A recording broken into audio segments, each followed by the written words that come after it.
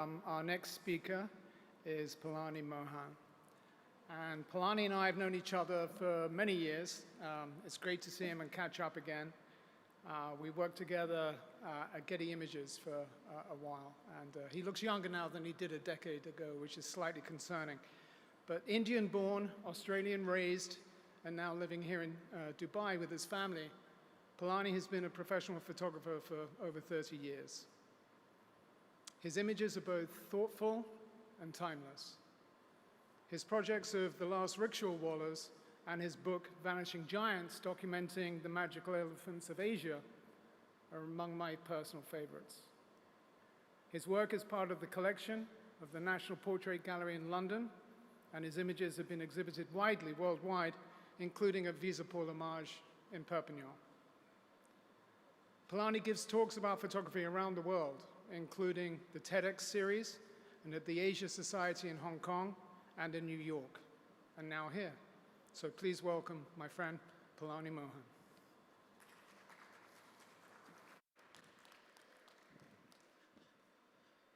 Hello, everyone.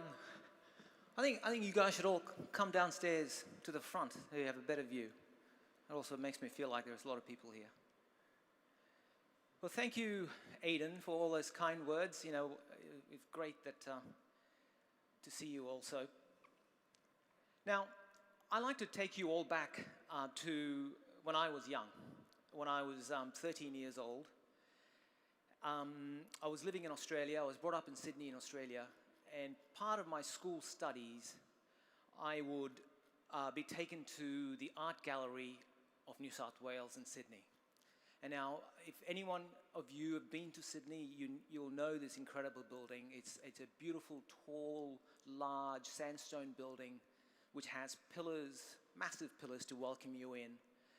It's full of beautiful, soft light pouring in. It's got these massive windows. And I loved, as a child, going in there.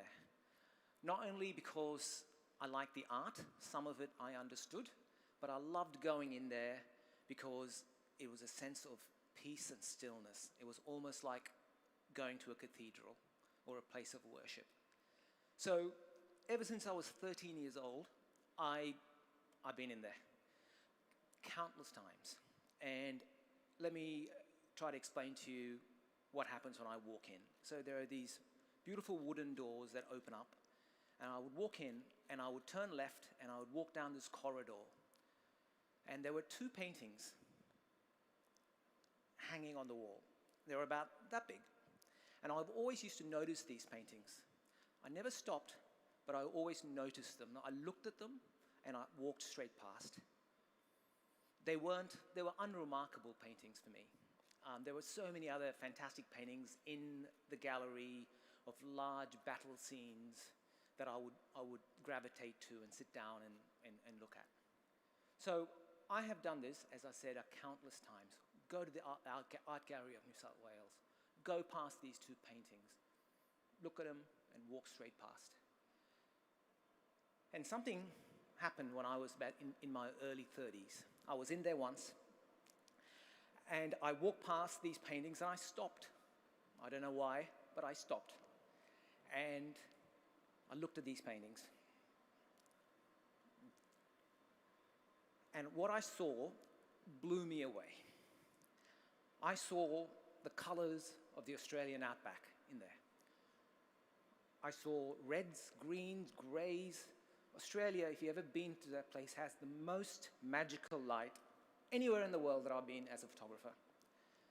I saw all the colors. I can feel the heat of the Australian summer, the cold of the Australian winter, all at the same time in those paintings. And I haven't been drinking either. I saw a family, an Aboriginal family standing there with dignity.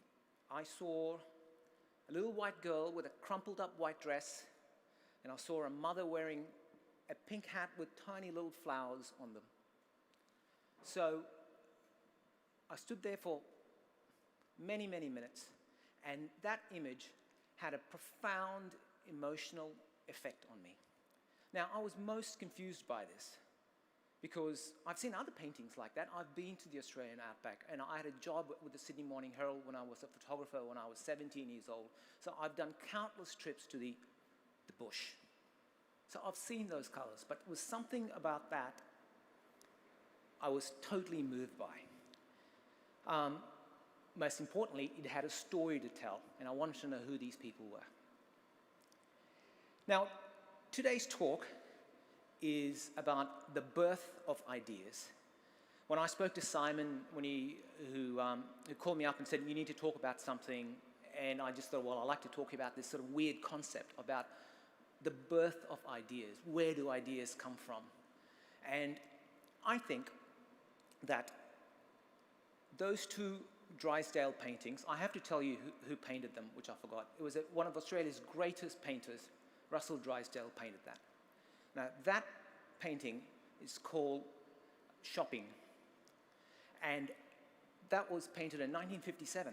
My dad was almost 12 years old when that Shopping Day, it's called, that painting was painted. So I think those two Drysdale paintings and ideas have a lot in common. One, ideas, they're always there in front of you.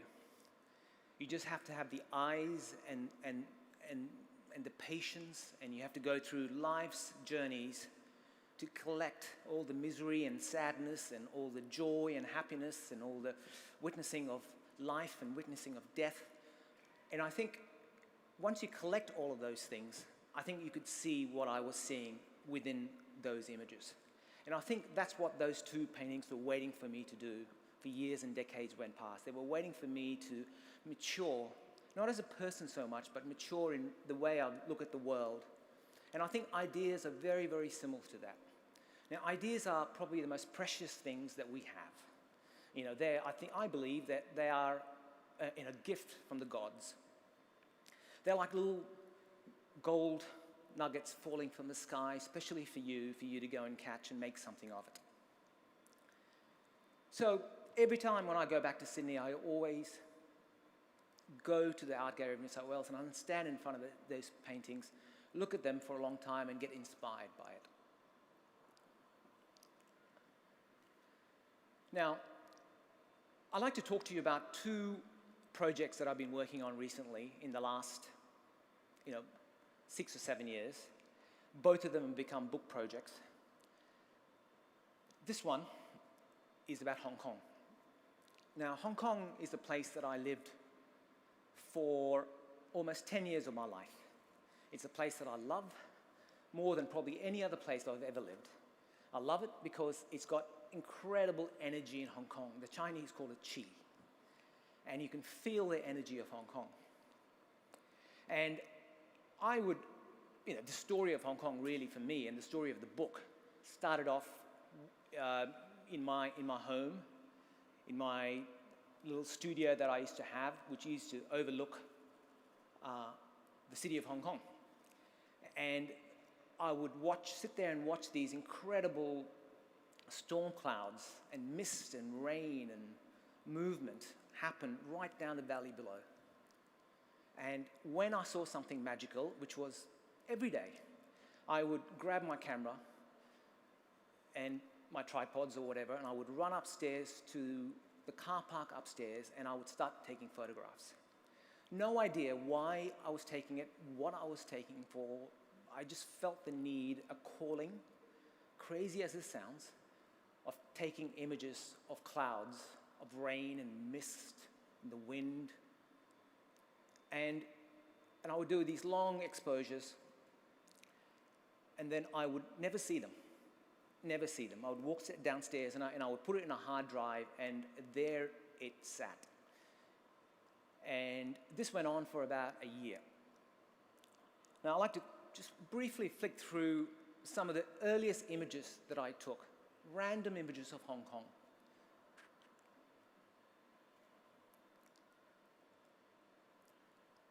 Of just movement, of silence, stillness.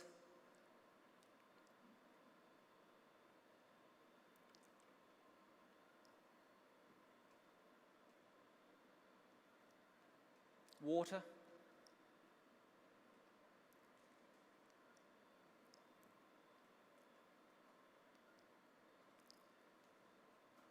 think there's one more. So this went on for many years, and I had a folder in my computer that said wind, water, dash Hong Kong. And that folder was getting bigger and bigger and bigger and bigger. I had no idea what I was taking it. I was photographing Hong Kong, all over Hong Kong, taking photos. Every time it rained, I would go out there. Every time there was a terrible typhoon that came in, I would go out there. And I was just totally confused about why I was taking these images. And one day I was having a swim with a mate of mine who was older and wiser than I am. And I was trying to explain to him about this folder that I was sitting there called Wind, Water, Hong Kong, and how, I don't know what I was going to do with it. And he stopped me halfway through, and he said, feng shui. And I said to him, what? And he said, feng shui. And then I realized that wind, water meant feng shui. And he told me that maybe, just maybe, like him, who's been in Hong Kong for a long time, he can feel the energy of Hong Kong. He can feel there is something it's more than just a city. I was talking to someone today about the difference between New York and London. There's something there. So I love Sydney, I love Hong Kong, but it was something about Hong Kong that made it into a city like no other city in the world. And he was saying maybe what I was trying to do, was I was trying to photograph the elements of feng shui, because there was a higher calling for me to do so. So all of a sudden, right then, like I was standing in front of those Drysdales, I saw it. And this is my third book on Hong Kong. And the first book was a very newspaperish reportage style of Hong Kong. The second book was entirely done on an iPhone of Hong Kong. And I couldn't have done this body of work 20 years ago. That's the book. So I'd like to briefly stop talking and show you some of the images of Hong Kong that I took, and I'll come back and we'll talk about my next book, next body of work. So hopefully this will work.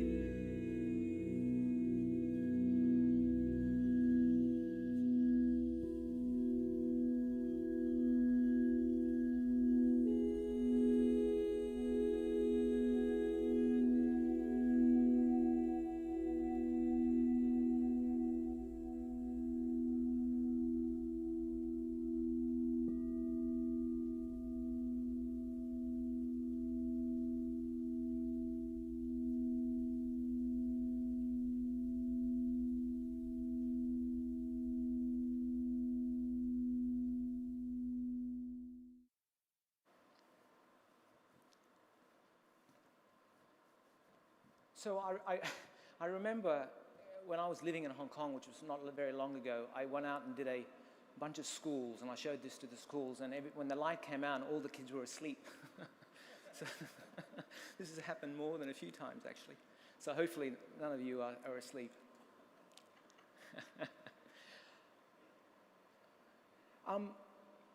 So something else I'd like to talk to you about, it's the story of Mongolia, the Altai Mountains, eagles and wolves and foxes, started way back for me when I was 17 years old.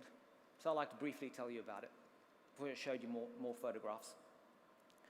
So I got a job as a photographer with the Sydney Morning Herald newspaper when I was 17 years old. And I started work just after I turned 18, which is incredibly fortunate. And the Sydney Morning Herald used to be one of the great newspapers, great photographic newspapers in the world. It's not common for them to run 8-column photographs in their front pages. They had some of the best sports photographers in the world. Photography had a very strong presence with the Sydney Morning Herald. And as a young 17, 18-year-old kid, to be just given a job working with some of the best photographers in the country was amazing. So I started work at the Sydney Morning Herald, and downstairs in the 5th floor of that building, they had a room where they kept copies of all the international newspapers, all on a row, everything from the New York Times to the New Zealand Herald. And as a young kid, I always ended up there, and I would go there and I would look at the sports pages, because that was the only window to the outside world for me. So I would look at the sports pages and I would go into the foreign pages, and that's how I got my news about what was happening outside rugby and cricket and Australia for me, because that's all it was. And it was in there that I think, in a British broadsheet, it's the first time I saw a picture of a man standing on top of a snow-covered mountain wearing a fox skin coat, and he was holding a golden eagle in his hands. And I remember that really, really well. I was 18 years old. And it was slightly out of focus, but it was just an incredible image. And I remember reading the caption. It said it was shot in the Altai Mountains in Mongolia. Now, Mongolia, I kind of roughly knew maybe it was near Russia, but the Altai Mountains, I love that word, because to me it was so far away, a place that I would never go to, right? And I was thinking, wow, what an amazing image. And can you imagine being the photographer taking that photograph? And I closed the pages, went on to the sports section, and life carried on. And about 30 years later, I was living in Hong Kong with my family, and one night I get a junk email from Mongolian Airlines saying that they've started daily flights between Hong Kong and Ulaanbaatar, the capital of Mongolia. I had just returned from this mind-numbingly boring assignment, photographing a CEO standing in front of a logo in Bangalore, and I had 2 or 3 weeks left before my next one, waiting for Aidan to give me a call and give me this next assignment. And I just thought, I'm just going to go. I'm just going to go to the Altai Mountains, and I'm just going to go and find these guys. I knew there was an eagle festival that a lot of people went to, where people pay for people to pose with an eagle, which is nothing wrong with that, but I didn't want to do that. So I wanted to go there. It was winter. I bought a bunch of warm clothes, and off I went. It's a long story, but I ended up in the Altai Mountains without knowing, once again, why I was there, what I hoped to do, what I was going to do with these photographs. And really, I just went. And if I can just rush you all back to when I was young again, I remember there was a guy that I used to work with, an eminent journalist in the Sydney Morning Herald, is Tony Stevens. He's an incredible man who's been through everything. And on the first time I went out on assignment with him, and I asked him, how do I become you, basically? How do I become a great photographer, journalist? And I'll never forget what he said to me, which was, just be curious and grateful and humble. So, and there I was. I was curious, so I just went. And then after asking a bunch of questions in the Altai Mountains, I found out that there was a story to be told. And the story was that there is only really between 30 to 40, 45 maybe, of these true eagle hunters still alive. Lots of men who own eagles, who pose for the cameras at these festivals, plenty of those. But the old guys that are very shy and would never let their eagle travel 2 or 3 days in a car or on horseback, there were only a handful of these guys left. And I thought, in my madness, why don't I go and find every single one of these guys, or try to find every single one of these guys and do a portrait of them and their eagle. So this guy, his name is Ora Khan. Now Ora Khan is the oldest, the greatest of all the eagle hunters in the land, like Donald Bradman or a Michael Jordan of eagle hunting, really. He has lost his sight in one eye. His hearing is not very good anymore. He's had over 20 eagles in his lives. He's never left the Altai Mountains all his life. So every time I went to Mongolia, I would go and find Ora Khan, and I would take his advice. I'd find out about where these guys were, and it became this sort of 6-year project for me. I spent countless trips going there, always there in winter. And you've got to keep in mind that, I was born in Madras in South India. I hate the cold, totally hate the cold. And the only time really to go to Mongolia, to the Altai Mountains, to photograph the eagles is during the winter time. So these guys thought I was completely mad. Why do you leave your family year after year and return to the cold to ask me more of the same questions, he used to say to me. And I did it. And I tried to explain to him the reason why I did it, because I was curious, and 2, because I fell in love with these guys. I honestly did. And I thought it was up to me, not just to photograph random people holding eagles, but it was up to me, I thought, wouldn't it be great to photograph all of them, or try to do your best to photograph all of them, because most of the people that I photographed, which turned into a book, most of those people are dead now, because I return to Mongolia 2 or 3 times a year, except for the last 12 months for obvious reasons, and they're gone. These old guys are gone.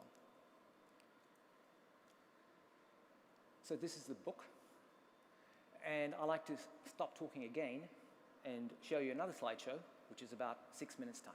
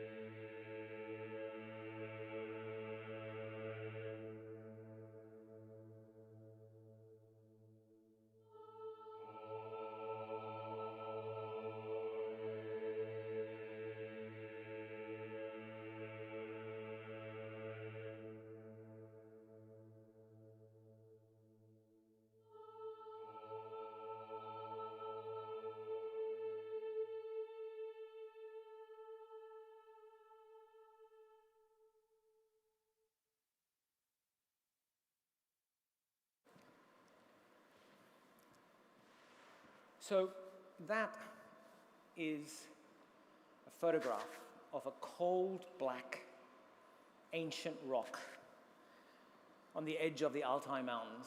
And if you're wondering why I'm showing you a mediocre image at best of a cold black rock, a cold black uncomfortable rock in the edge of the Altai Mountains, is that's where I sat for days at a time when we were camping near there to come up with my next idea for my project.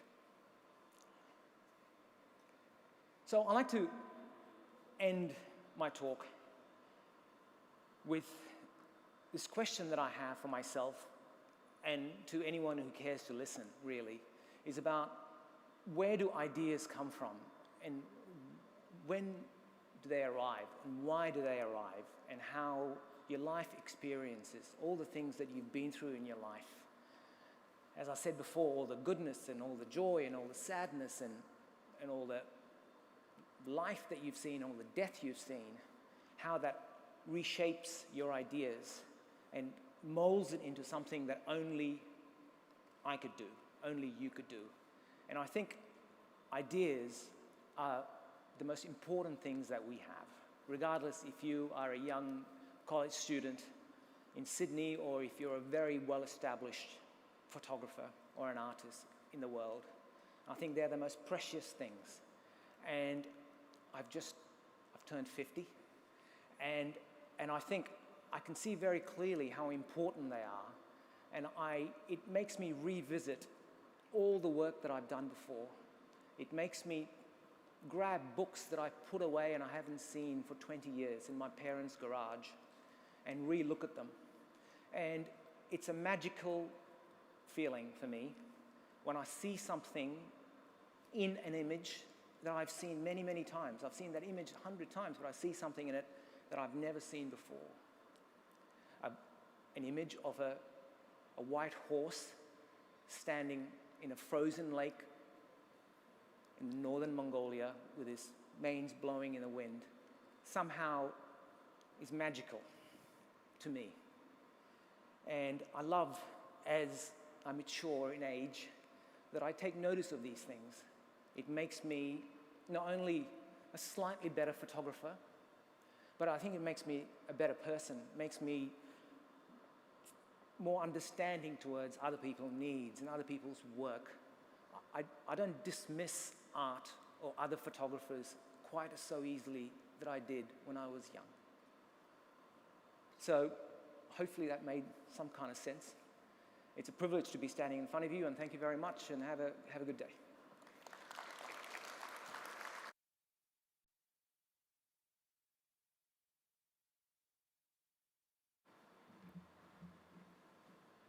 Thank you, Palani. That was wonderful and almost Zen-like, spiritual-like. It was the Hong Kong work is extraordinary.